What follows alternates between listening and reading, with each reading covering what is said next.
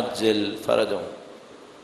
شاید پچھلے سال بھی آپ کی خدمت میں عرض کیا تھا کہ کچھ معاشروں کے اندر رشوت نہیں ہے، نہ ہونے کے برابر ہے، ہوگی تو پتہ نہیں ہے، لیکن زیادہ تر یہ ہے کہ ان معاشروں میں رشوت نہیں ہے. مثلا ایک عجیب فنومینا ہے، فن لینڈ ملک ہے، اس کے اندر جیل ایکسٹرا پڑ گئے ہیں، ان کے جیل اتنے خالی رہے ہیں کہ اب وہ جیل بند کر رہے ہیں. اور امریکہ وہ ملک ہے جہاں قیدی اتنے زیادہ ہو گئے ہیں کہ ان کو جیل ایکسٹرا چاہیے. تو یہ جو فن لینڈ میں قیدی کم ہیں، یہ کیوں ہیں؟ وہاں کے سارے لوگ متقی پرہیزگار ہیں؟ نہیں، ایسی کوئی چیز نہیں ہے. تو وہاں کیوں نہیں ہے رشوت؟ کیوں نہیں ہے مثال کے طور پر؟ تو کیا مثال کے طور پر وہاں سب کی تنخواہیں برابر کی ہیں، ایک جیسی ہیں، سب کا لیونگ اسٹینڈرڈ ایک جیسا ہے؟ نہیں، ایسا بھی نہیں ہے. کیوں رشوت نہیں ہے؟ بعض ملکوں میں رشوت بے انتہا ہے، بعض ملکوں کے اندر کم ہے، کسی کے یہاں کم، کسی کے یہاں زیادہ.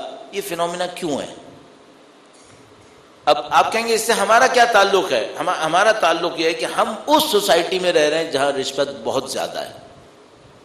کیا خطرہ نہیں لگ رہا کہ ہمارے بچے بھی اس مصیبت میں پھنس سکتے ہیں؟ ہاں، یہ خطرہ ہے، بہت سیریس خطرہ ہے کہ ہمارے بچے بھی اس مصیبت میں پھنس سکتے ہیں. کسی معاشرے کے اندر اگر کوئی بیماری کا وائرس پھیلا ہوا ہو تو کوئی گارنٹی ہے کہ میری اولاد کو نہیں لگے گا، مجھے نہیں لگے گا؟ ممکن ہے رشوت کے نام پہ نہ لگے، کسی اور نام پہ لگ جائے. کرپشن کی تو 10 قسمیں ہوتی ہیں، رشوت ایک قسم ہے. ایک اکاؤنٹس میں کرپشن ہوتا ہے، امانتوں میں کرپشن ہوتا ہے، ممبر پہ بیٹھنے میں کرپشن ہو سکتا ہے، سب میں کچھ نہ کچھ ہوتا ہے. تو اگر یہ کرپشن کسی سوسائٹی کے اندر ہے اور میرے بچے بھی وہیں رہ رہے ہیں تو مجھے کیا گارنٹی ہے کہ میرے بچوں کو نہیں لگے گا؟ اور میں جانتا ہوں کہ بہت برا ہے. تو مجھے ایک کوشچن اٹھانا پڑتا ہے، وہ یہ کہ میں بچے کی تربیت میں کیا ڈالوں کہ یہ نہ لگے اسے. اور مجھے بہت شروع سے ڈالنا پڑے گا. میں کیا ڈالوں کہ یہ نہ لگے؟ پھر ایک اور مشکل بھی ہے، اسی کو ساتھ میں لا لیتے ہیں. وہ یہ کہ بہت ساری جگہوں پہ انسان گناہ سے رکتا ہے دوسرے انسانوں کی وجہ سے. میں یہاں پہ بیٹھا ہوں، آپ سب مجھے دیکھ رہے ہیں، میں گناہ کروں گا سب کے سامنے؟ نہیں کروں گا. اس کی وجہ ہے کہ اتنے لوگ دیکھ رہے ہیں. آپ اپنے خاندان کے درمیان رہ رہے ہیں، کھل کر گناہ کریں گے خاندان میں بے عزت ہو جائیں گے، نہیں کریں گے. لیکن تنہائی میں کون روکے گا؟ اور جب میں طاقت میں ہوا پھر کون روکے گا؟ یہ کیسے ہوگا؟ تو ہم کہتے ہیں یہ ایسے ہوگا کہ اندر سے میرا ضمیر مجھے روکے گا. یہ اندر والا ضمیر بنتا کیسے ہے؟ چونکہ بعض کا اتنا مر جاتا ہے ان کو لوگوں کے سامنے بھی کوئی مصیبت نہیں آتی، اور بعض کا اتنا اسٹرانگ ہوتا ہے کہ دنیا دیکھے یا نہ دیکھے ان کے پائے استقامت میں کوئی کمی نہیں آتی. تو میرا سوال یہاں پہ آ گیا، میرے معاشرے میں غلطیاں ہیں، میں ڈر رہا ہوں میرے بچے کو وہ غلطی نہ لگ جائے. ایک کوشچن. دوسرا کوشچن یہ سب ہوتا ہے اندر کی کسی طاقت سے. یہ جو اندر کی طاقت ہے جس کو آپ اندر کا تقویٰ کہہ سکتے ہیں اسلامک ٹرم میں، یہ جو اندر کا تقویٰ ہے، یہ تو باہر کا تقویٰ ہے لوگوں کے خوف سے. اندر کا تقویٰ جو تنہائی میں بھی کام کرتا ہے، انجانے ماحول میں بھی کام کرتا ہے. میں نے بہت سویلائزڈ لوگوں کو ایسے لوگوں کے اندر آ کر بالکل نان سویلائزڈ حرکتیں کرتے دیکھا ہے جب کوئی پہچانتا نہ ہو. اچھے بھلے لوگ ہیں لیکن کوئی نہیں پہچانتا تو بالکل آپے سے باہر ہوئے ہوئے ہوتے ہیں. آپ نے شاید نوٹ کیا وہ کہ جب حرم کے مسجد حرام میں خانہ کعبہ کے اطراف میں لوگ طواف کر رہے ہوتے ہیں تو بعض اوقات ایسی حرکتیں کر رہے ہوتے ہیں جو عام زندگی میں نہیں کریں گے، کیونکہ سمجھ رہے ہوتے ہیں کہ یہاں ان کو پہچاننے والا کوئی نہیں ہے، یہاں ان کا جاننے والا کوئی نہیں ہے. تو بعض اوقات الٹی سیدھی حرکتیں کر رہے ہوتے ہیں. وہ اندر کا تقویٰ کیوں نہیں کام کرتا ان کا؟ تو ہمیں دیکھنا پڑے گا تربیت کے مرحلے کے اندر یہ اندر کا تقویٰ بنتا کیسے ہے. اور قوم کی سطح پر بھی بعض قوموں کا اندر کا تقویٰ کام کرتا ہے، بعض قوموں کا کام نہیں کرتا. کیوں ایسا ہے؟ کس کے اندر کام کرتا ہے اور کس کے اندر کام نہیں کرتا ہے؟ اس کو تھوڑا سا گفتگو میں لانے کی کوشش کریں گے. درود بھیجے گا محمد و آل محمد پر. صلی علی محمد و آل محمد وعجل. اچھا، کیا تربیت کے سطح پر اس اندر کے تقوی کی کوئی اہمیت اتنی زیادہ ہے؟ تو میں کہوں گا ہاں، بہت زیادہ ہے. کیوں؟ زندگی میں بہت سارے گناہ ایسے ہوتے ہیں جن کا کوئی شاہد نہیں ہوتا سوائے خدا کے، اور سب سے خطرناک گناہ یہی ہوتے ہیں۔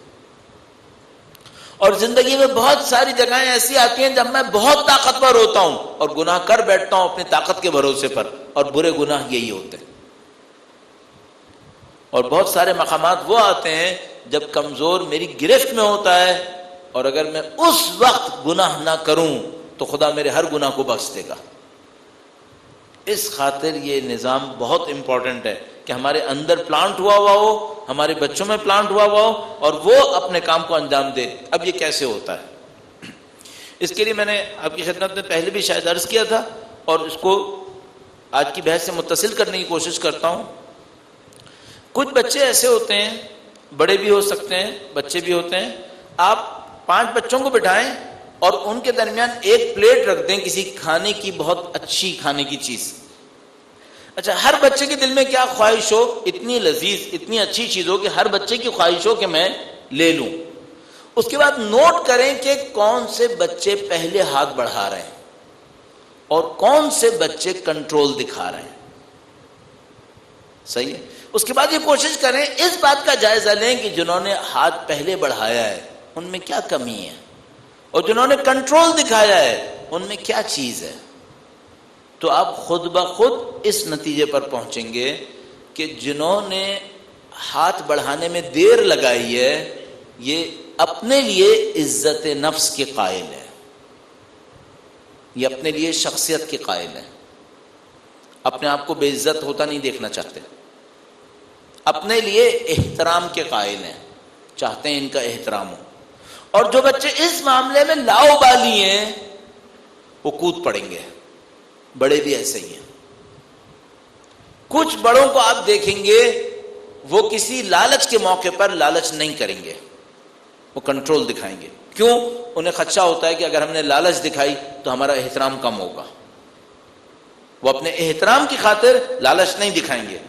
آپ کہیں گے یہ منظر ہمیں کہاں دیکھنے کو ملے گا؟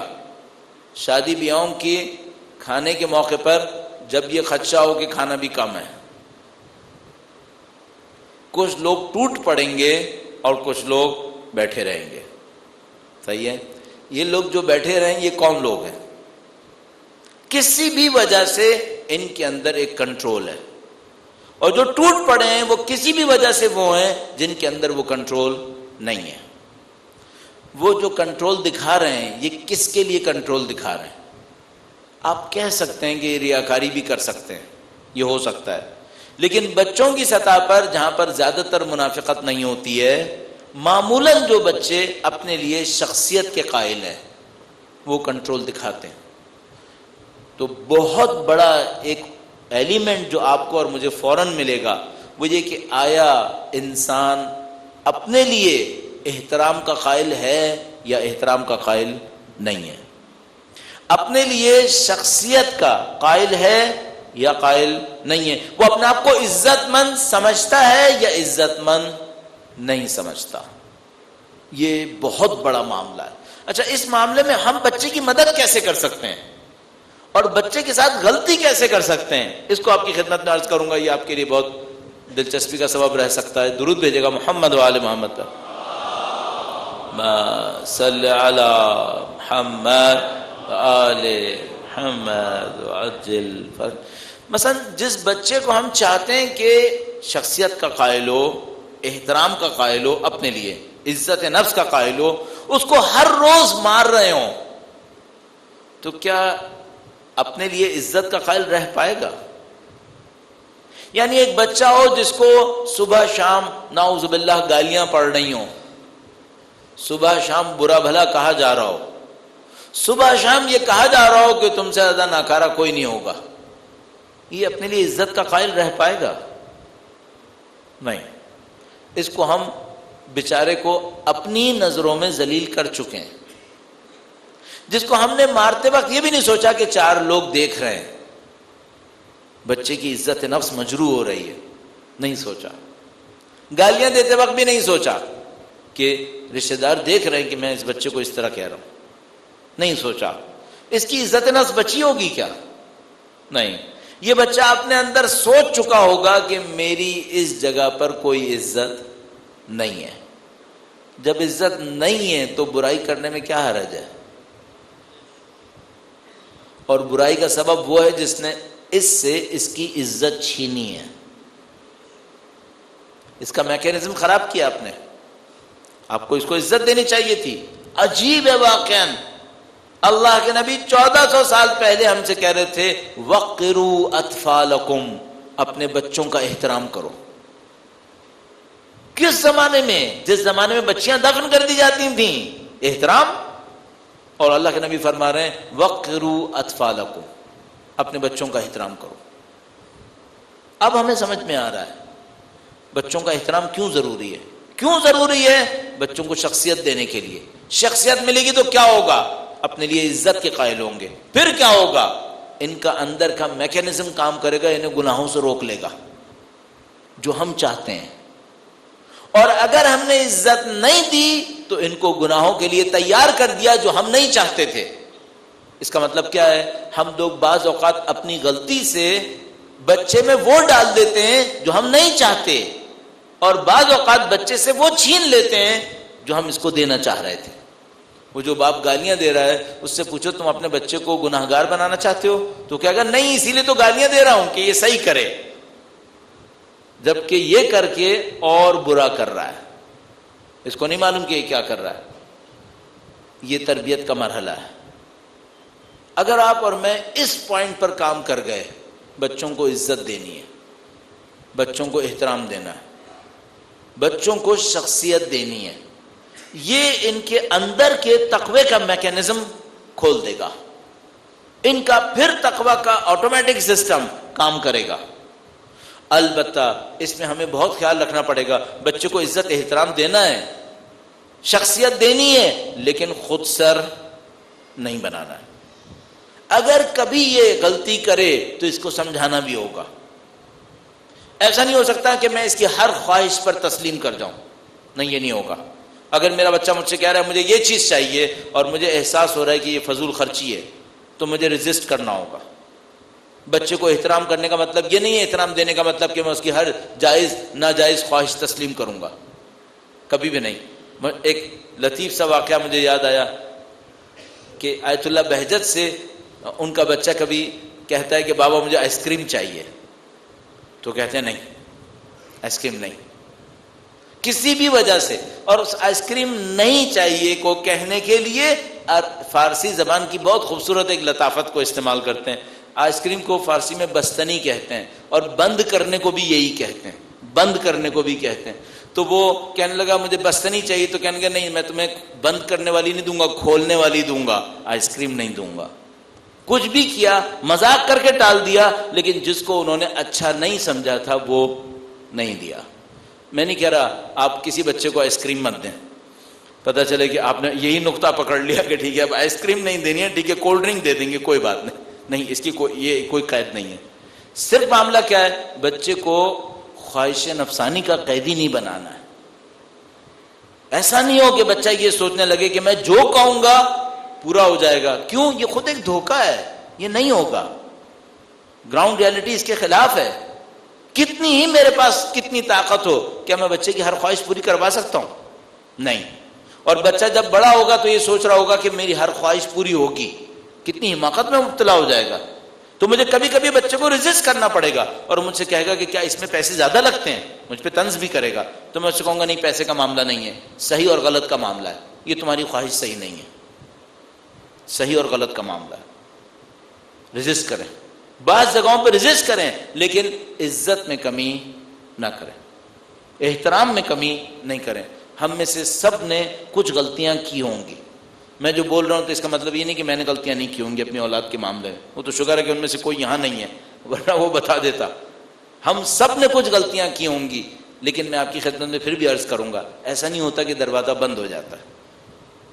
محنت کر سکتے ہیں تو صحیح بھی ہو جائے گا. اگر ہم نے کچھ غلطیاں کر بھی لی ہیں سنبھالی جا سکتی ہیں، بچوں کو سکھایا جا سکتا ہے. چونکہ مجھے یقین ہے جب میں کہہ رہا ہوں گا تو بہت سارے لوگ سوچ رہے ہوں گے کہ ہم یہ ڈرامے کر چکے ہیں، یا مثال کے طور پر کچھ بچے سوچ رہے ہوں گے کہ ہمارے والدین نے ہمارے ساتھ یہ کر دیا ہے. نہیں، کسی کا بھی پانی سر پہ سے نہیں گزرا ہے. سنبھالا جا سکتا ہے، کچھ کر دیا ہے بہتر کیا جا سکتا ہے. یا مثلا کسی بچے کے ساتھ ہوا ہو تو سوچے کہ میری تو شخصیت مر گئی ہے، نہیں، تم اپنی شخصیت سنبھال سکتے ہو. دنیا میں نہیں معلوم کتنی دفعہ ایسا ہوتا ہے کسی بچے کا سابقہ بہت خراب ہوتا ہے، وہ اپنے آپ کو سنبھال لیتا ہے. اللہ نے ہم لوگوں کے ارادے میں سب کچھ رکھا ہوا ہے. تو گزرا بھی وقت واپس لا سکتے ہیں اس معاملے کے اندر، محنت کریں سب کچھ ہو سکتا ہے.